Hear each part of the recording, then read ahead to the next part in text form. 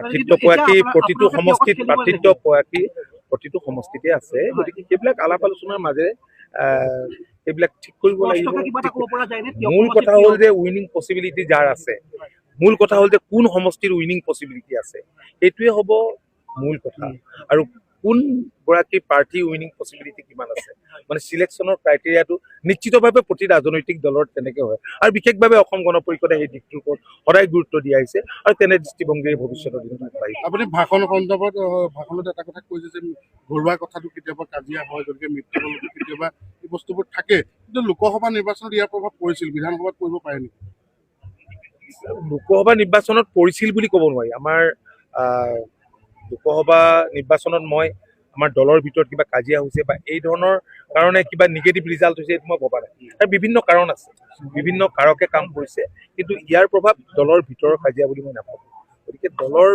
ভিতৰৰ যিবিলাক সংঘাত থাকে এইবিলাক মিনিমাইজ কৰিবলৈ প্ৰতিটো ৰাজনৈতিক দলে ট্ৰাই কৰে আৰু NDA প্ৰতিটো মিত্ৰ দলে ডেফিনেটলি নিজা নিজা ষ্টাইলেৰে নিজা নিজা ষ্টাইল অফ প্ৰত্যেকৰ ফাংচনিং আছে ষ্টাইল অফ ফাংচনিং বেলেগ বেলেগ গতিকে সেই ধৰণে প্ৰত্যেকে ট্ৰাই কৰিব আৰু বিশেষ অসম গণ পৰিষদ দলত নাই উই আৰ অল ওৱান আপোনালোকে বেছিকে সুধিলে ডেফিনেটলি চলাব কাৰণ এতিয়া বিজেপিৰ য'ত MLA আছে তাততো আমি কুচকাৱাজ নচলোৱাকে থকা নাই আমিওতো চলাইছো তাৰ মানে এইটো অৰ্থ নহয় যে তাত অসম গণ পৰিষদে প্ৰাৰ্থী দিব কাৰণ আজি মিত্ৰতাটো আমি কিয় কৰিছো আজি আঞ্চলিকতাবাদৰ ফ্লেভাৰটো হয়তো বিজেপিক লাগে বা শক্তিও ছাপোৰ্টো লাগে আৰু আমাকো ভাৰতীয় জনতা পাৰ্টিৰ ছাপোৰ্ট লাগে কাৰণ দিল্লীত এখন চৰকাৰ থাকিলে বহুত কামেই সম্ভৱ হৈ উঠে যাৰ কাৰণে অসম গণ পৰিষদ দলে দুবাৰকৈ চৰকাৰ গঠন কৰিও ইয়াত এখন গতিশীল দিল্লীত সবল চৰকাৰ নথকাৰ কাৰণে এটা নিৰ্দিষ্ট আদৰ্শত কাম কৰা চৰকাৰ নথকাৰ কাৰণে সেই সময়ত আমাৰ চৰকাৰে কাম কৰিব নোৱাৰিলে গতিকে প্ৰত্যেকৰে তেনেধৰণৰ দৃষ্টিভংগী থাকে বেলেগ কথা মইতো কৈছো আপুনি বাৰে বাৰে সুধি থাকিলেও মই কিছুমান কথা মোৰ পৰা এতিয়ালৈকে ওলোৱা নাই আমি ডেফিনেটলি আমি এইবোৰ দিশেই চিন্তা কৰিম য'ত আমাৰ ভেটি সবল হৈ আছে য'ত জিকাৰ সম্ভাৱনা আমাৰ সহজ য'ত অলপ আমাক আনৰ ছাপোৰ্ট লাগে সম্পূৰ্ণ ধৰক আজি ভাৰতীয় জনতা পাৰ্টীয়ে সম্পূৰ্ণ ধৰক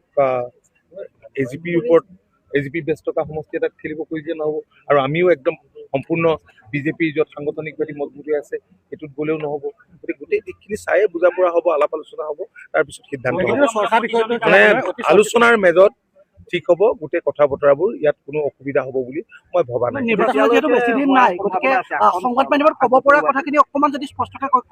একেবাৰে জানিব আৰু বেছি দিন নাই নহয় আপোনালোকে 2-4 দিনৰ কাৰণে কেলে মোক ইমান চৰ্চিত বিষয়টো এটা গৌৰৱ গগৈ পাকিস্তান লিংক সম্পৰ্কীয় 10 দিন তেওঁ তাত পাকিস্তানত কৈছিলে যে পত্নীয়ে চাকৰি কৰিছিলে আৰু পত্নী ক'ত আছিলে কি কৈছিলে তেওঁ বজাৰ সমাৰত গৈছিলে পাৰ্কত গৈছিলে 10 দিনকৈ পাকিস্তানত তেওঁ এনেকৈ কথাছিল বুলি কৈছে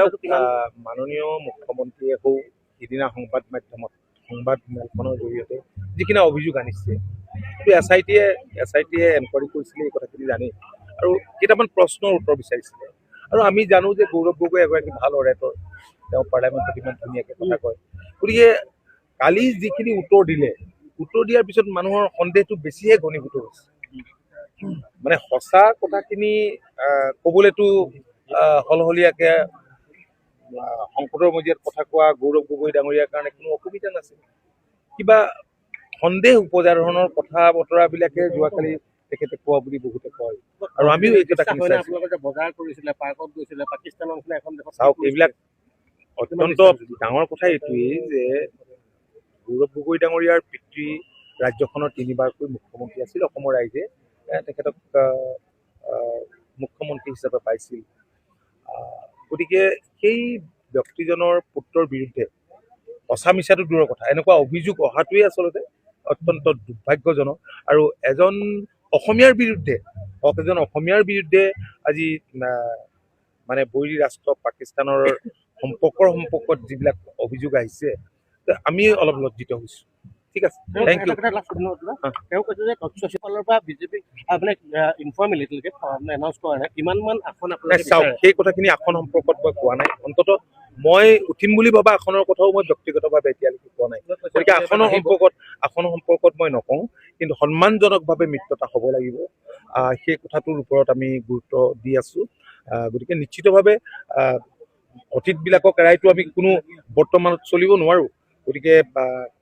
ডেফিনেটলি ভালেই হ'ব। নৱগঠিত তিয়ক বিধানসভা সমষ্টিত এবাৰ